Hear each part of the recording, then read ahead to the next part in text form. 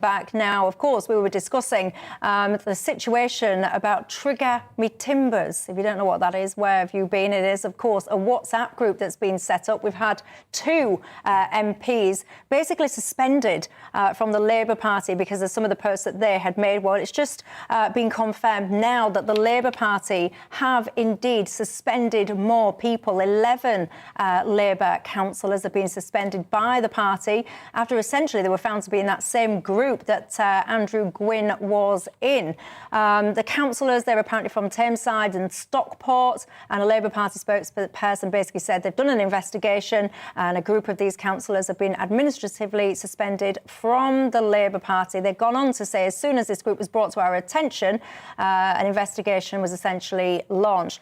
I've got to say, though, that claim has been disputed because we reported yesterday, we discussed it on my show, that actually people were saying that they flagged this WhatsApp group a long time ago, over a year ago in some cases. So there is dispute about whether or not swift action has indeed followed. But what do you think of these new suspensions? Well, I mean, it has to happen. I cannot believe that. I mean, it's appalling what Andrew Gwynn said. I don't know what these 11 councillors have said because we haven't, we don't know, but one assumes that it was all in that vein. But I also think they're total morons. I mean, what on earth are you doing being on a WhatsApp group when you're in a position of responsibility and saying that sort of thing? I just cannot understand why people think that WhatsApp groups are private. It is beyond me. Because I think that people are getting, people going into public office, they're getting carried away with themselves.